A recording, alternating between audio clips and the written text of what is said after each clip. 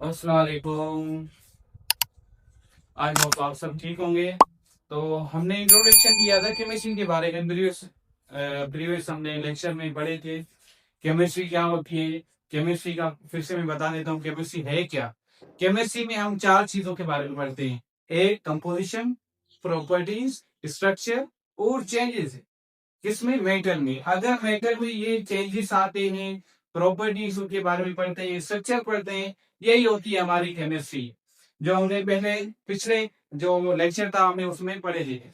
और आज का हमारा लेक्चर है केमिस्ट्री का, ये ब्रांचेस ऑफ केमिस्ट्री। आप ब्रांचेस पढ़ेंगे। ब्रांचेस हम क्यों पढ़ते हैं? क्योंकि आपको पहले ब्रांचेस पढ़े इसलिए जाते हैं क्योंकि आप आगे यही इनके ही बारे में पढ़ेंगे। जो आपके इस बुक में, आपकी क्लास 9 के बुक में जो भी ब्रांचेस है, आप इसलिए इनको पढ़ते हैं कि आपको इनको ही आगे आगे पढ़ना होता है। सही है। तो पहली हमारी ब्रांचेस है ऑर्गेनिक केमिस्ट्री। ये ऑर्गेनिक केमिस्ट्री एक छोटी ब्रांच नहीं है, वो बहुत ऐसे समझो बहुत आगे भी इनको ही पढ़ा जाएगा। इंटर के बाद इंटर में आपको यही केमिस्ट्री के बारे में, ऑर्गेनिक केमिस्ट्री के बारे में पढ़ा जाएगा। तो ऑर्गेनिक केमिस्ट्री है क्या? लफ्ज जो ऑर्गेनिक है ना, ये जो ऑर्गेनिक है, ये एक लिविंग ऑर्गेनिज्म से लिया गया है। Living organism, living organism, living organism के बारे में हम क्या बोलते हैं? ऑर्गेनिक बोलते हैं। सही है। इसको बोलते हैं ऑर्गेनिक केमिस्ट्री। तो ऑर्गेनिक लफ्ज जो है लिविंग ऑर्गेनिज्म से लिया गया है। पहले कहते थे जो भी ऑर्गेनिक दुनिया में कंपाउंड है वो हमें सिर्फ और सिर्फ लिविंग ऑर्गेनिज्म से ही मिलेगा। आप पहले मतलब उसको बोलते थे vital force theory. Vital force theory, vital force theory एक ऐसी थ्योरी थी जिसमें हम पढ़ते थे कि जो भी ऑर्गेनिक कंपाउंड है, जो भी दुनिया में ऑर्गेनिक कंपाउंड है, वो सिर्फ और सिर्फ हमें लिविंग ऑर्गेनिज्म से ही मिलेंगे। जैसे हम कार्बोहाइड्रेट्स के बारे में पढ़ते थे। कार्बोहाइड्रेट्स ये हमें सिर्फ और सिर्फ लिविंग ऑर्गेनिज्म से मिलता है। लिपिड के बारे में पढ़ते थे। लिपिड हमें सिर्फ और सिर्फ ऑर्गेनिज्म से मिलता है। ये एक ऑर्गेनिक कंपाउंड है। जैसे हम ऑयल एंड फैट के बारे में, यही जिसके लोग ब्रांचेस होते हैं, ऑयल ओ एंड फैट्स, ये भी क्या है? Organic chemistry. क्योंकि ऑयल हमें जो मिलता है ये हमें प्लांट से मिलता है, और जो फैट्स हमें मिलता है जो हमें एनिमल से मिलता है। यानी कहने का मतलब यही है कि जो भी ऑर्गेनिक कंपाउंड होते हैं ना, वो पहले हमें लिविंग ऑर्गेनिज्म से मिलता था। तो ये ऑर्गेनिक केमिस्ट्री हमें जब 1808 ईस्वी में, 1808 ईस्वी में जब फ्रेडरिक फ्रेडरिक वोलर, ये एक साइंटिस्ट था जिसने पहला ऑर्गेनिक कंपाउंड लेबोरेटरी में बनाया।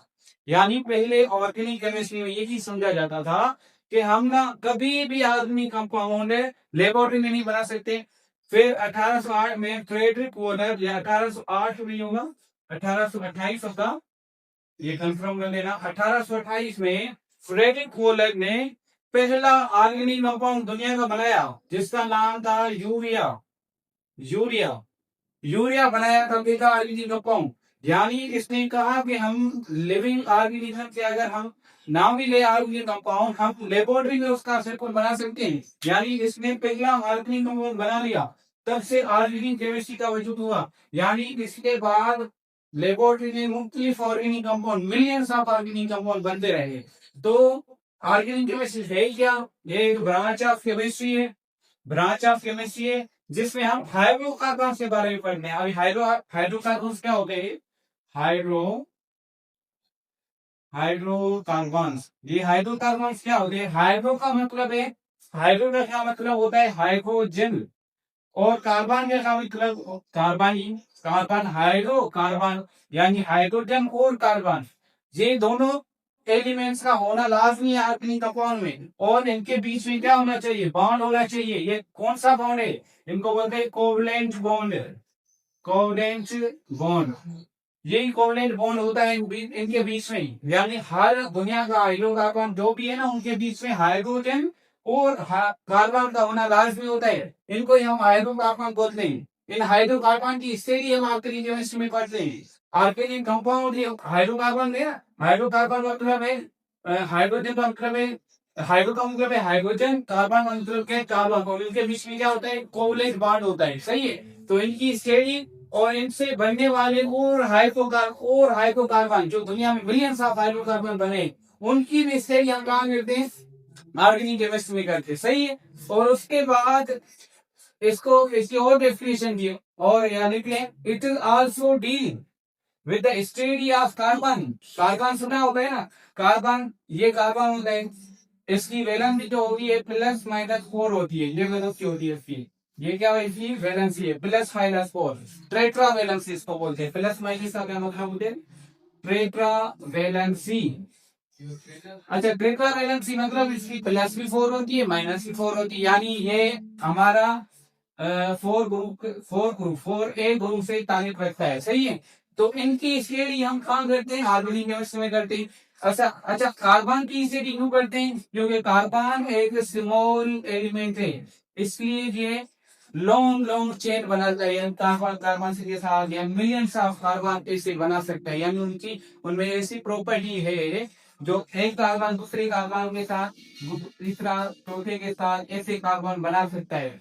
इसको ही बोलते हैं कैटिनेशन, यानी स्टडी अबाउट कार्बन एंड ये कंपाउंड्स। अच्छा, इनकी स्टडी हम कहाँ करते हैं, ऑर्गेनिक केमिस्ट्री में करते हैं।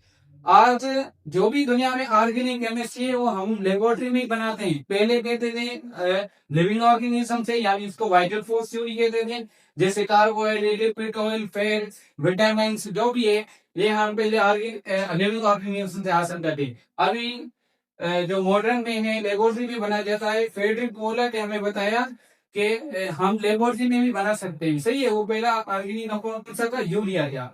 सो ऐसा नहीं है कि कार्बन के साथ हाइड्रोजन का होना लाजमी है, तभी हाइड्रोकार्बन बनेगा, नहीं तो नहीं बनेगा। जैसे ऑक्साइड, जैसे कार्बन डाइऑक्साइड, इसको हम कभी भी स्टडी नहीं करेंगे ऑर्गेनिक केमिस्ट्री में। कार्बन तो है पर हाइड्रोजन नहीं है। कार्बोनेट्स जैसे CO3-। अभी इस चीज के लिए क्या करते हैं, इसकी जैसे इसमें भी कार्बन है बट इसके साथ कौन सा है, ऑक्सीजन है, हाइड्रोजन नहीं है, इसलिए इसको भी हम ऑर्गेनिक केमिस्ट्री में नहीं पढ़ते। और इसके बाद बाय कार्बोनेट HCO3, इसको हम स्टडी नहीं करते बाय कार्बोनेट में। उसके बाद साइनाइड को क्या होता है, जब कार्बन के ऊपर माइनस चार्ज आ जाए तो इसको साइनाइड बोलते हैं। तो हम इनकी भी स्टडी ऑर्गेनिक केमिस्ट्री में नहीं करते। अच्छा, यानी एक्सेप्ट होना, इसके अलावा यानी हम हर जो ऑर्गेनिक कंपाउंड है जिसमें कार्बन और हाइड्रोजन हो, तो हम उसको स्टडी करके ऑर्गेनिक केमिस्ट्री में। आई होप आपको समझ में आ जाए।